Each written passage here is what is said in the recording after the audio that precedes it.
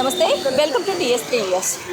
ప్రస్తుతం తెలంగాణలో neat paper leakage మీద చాలామంది నిరుద్యోగులు కావచ్చు, విద్యార్థులు కావచ్చు బయటకు వచ్చి పోరాటం చేయడం జరుగుతుంది. దీంట్లో నుంచి పుట్టిందే కాక్రోచ్ జనతా పార్టీ అనేది పెట్టడం జరిగింది. పెట్టి మొన్న ఢిల్లీలో మీటింగ్ ఏర్పాటు చేసి మరి దీని మీద మాట్లాడడం జరిగింది. జెండాలు పుస్తకాలు తీసుకొని రండి, మన న్యాయం జరిగేదాకా పోరాడదామని చెప్పడం జరిగింది. మరి దీని మీద మనతో మాట్లాడడానికి కాంగ్రెస్ పార్టీ లీడర్ అయితే ఉన్నారు. వారితో మాట్లాడి దీని గురించి తెలుసుకునే ప్రయత్నం అయితే చేద్దాం. నమస్తే సార్. నమస్తే అండి. సార్ మీ పేరు సార్? ప్రభాకర్ నా పేరు. Okay sir. ఇప్పుడు కాక్రోచ్ జనతా పార్టీ అనేది జనాలలోకి వచ్చింది. మరి దీనికి నిరుద్యోగులకు న్యాయం జరగాలి అని చెప్పడం జరుగుతుంది. మరి ఈ పార్టీ తీసుకున్న ఎజెండా ఎలా అనిపిస్తుంది మీకు?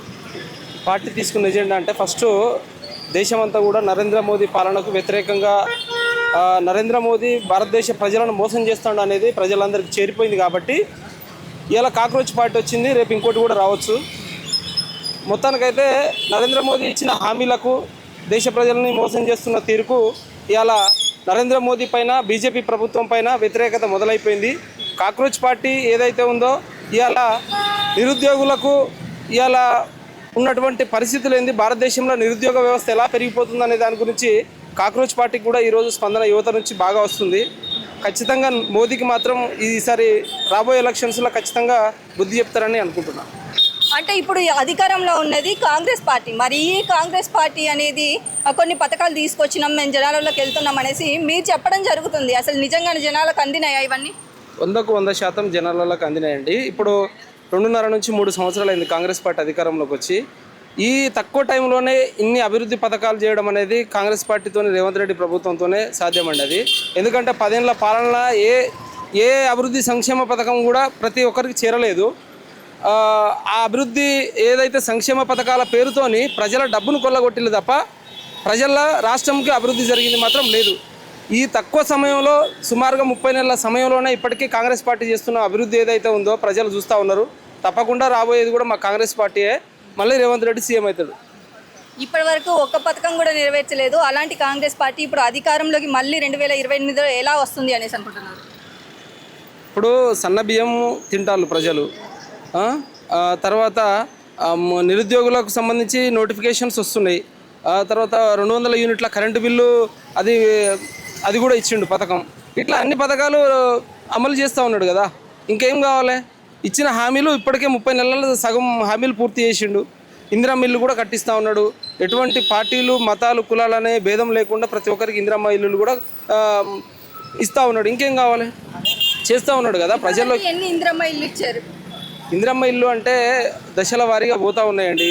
ఎన్ని ఇల్లులు అనేది పర్టికులర్గా నేను చెప్పలేను, కానీ దశల వారీగా ఇందిరమ్మ ఇల్లులు ప్రతి గ్రామంలో నాది మైబాద్ జిల్లా, మా మండలంలో, మా ఊర్లో కూడా ఇతర పార్టీలకు కూడా మేము మా పార్టీ కాంగ్రెస్ పార్టీ అధికారంలో ఉన్నప్పుడు ఇతర పార్టీ వాళ్ళకు కూడా ఇందిరమ్మ ఇల్లు ఇస్తున్నాం. కానీ ఇంతకుముందు ఉన్నటువంటి బీఆర్ఎస్ ప్రభుత్వంలో ప్రత్యేకంగా వాళ్ళు ఇచ్చే డబుల్ బెడ్రూమ్ ఇల్లులు ఏదైతే ఉందో వాళ్ళ పార్టీకి సంబంధించిన వాళ్ళకే ఇచ్చేది. ఈరోజు రేవంత్ రెడ్డి ప్రభుత్వంలో, కాంగ్రెస్ ప్రభుత్వంలో ఎటువంటి ఒక వివక్ష లేకుండా పరిపాలిస్తున్నాడు అనేదానికి నిదర్శనం అది. అందరికీ ఇస్తూ ఉన్నాడు. ఇందిరమ్మ ఇల్లు అయితేంది, సంక్షేమ పథకాలు అయితేంది, అన్ని ప్రజలకు చేరుతున్నాయి. పాత బీఆర్ఎస్ పార్టీ అధికారంలో ఉన్నప్పుడు మాకు ఉచిత కరెంట్ వచ్చింది, 24 గంటలు నీళ్లు కూడా వచ్చాయి అని చెప్తున్నారు. కానీ ఇప్పుడు కాంగ్రెస్ ప్రభుత్వ పాలనలో 24 గంటలు కాదు కదా, 2 నెలల నుంచి మాకు చుక్క నీళ్లు అందిన పరిస్థితి లేదు అనేసి కొంతమంది చెప్తున్నారు. అది మొత్తం అసత్య ప్రచారం అండి. నార్మల్ నాయకులు కాదు, ప్రజలు చెప్తున్నారు. ప్రజలు అంటే ఇది బీఆర్ఎస్ వల్ల కొత్త కాదు. ఇక్కడ ప్రభుత్వం మంచిగా పరిపాలిస్తుంది అనేది దురుద్దేశంతో ఎక్కడ రేవంత్ రెడ్డి కాంగ్రెస్ పార్టీ సక్సెస్ అవుతుందో, మళ్ళీ కాంగ్రెస్ పార్టీ అధికారంలోకి వస్తుందని కేవలం కొంతమంది పెయిడ్ ఆర్టిస్టులను పెట్టి చేయించడం తప్ప ప్రజల్లోకి, గ్రౌండ్లోకి వెళ్ళి మీలాంటి వాళ్ళు, మీడియా మిత్రులు ఖచ్చితంగా వెళ్ళి చూడండి. 100% ఎటువంటి ఇబ్బంది లేకుండా కరెంట్ అయినా, నీళ్ళు అయినా ప్రతిదీ కూడా 100% చేస్తూ ఉంది. మరి కాంగ్రెస్ ప్రభుత్వం ఇలాంటి పథకాలతో ఇంకా ముందుకు వెళ్ళే ప్రయత్నం అయితే చేస్తుంది.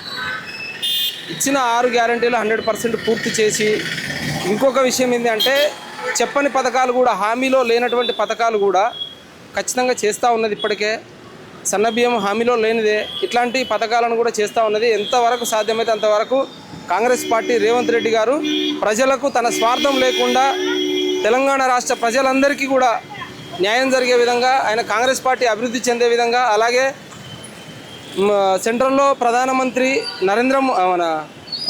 రాహుల్ గాంధీ అయ్యేలాగా ప్రయత్నం చేస్తూ ఉన్నాడు. దాని దశగానే జరుగుతుంది ప్రయత్నం.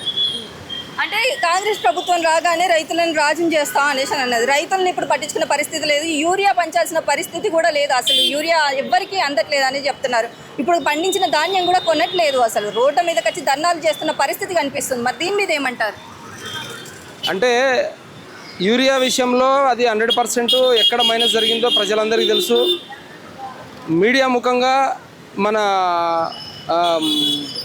రఘునందన్ రావు చెప్పేసిండు ఓపెన్గా, అది కేంద్రం నుంచి రావాల్సిందే, అది మా పొరపాటు అని రఘునందన్ రావు క్లియర్గా చెప్పేసిండు. ధాన్యంకు సంబంధించి కూడా ఈరోజు చిన్నగా అంటే వర్షం వచ్చి కొన్ని చోట్ల ధాన్యం తడిసింది, ఇన్ టైంలో కొన్ని కొనుగోలు చేయలేదనేది వాస్తవమే. అది కూడా మళ్ళీ వెంటనే అధికారులకు చెప్పి అలాంటి మైనస్ జరగకుండా చూస్తూ ఉన్నాడు రేవంత్ రెడ్డి గారు.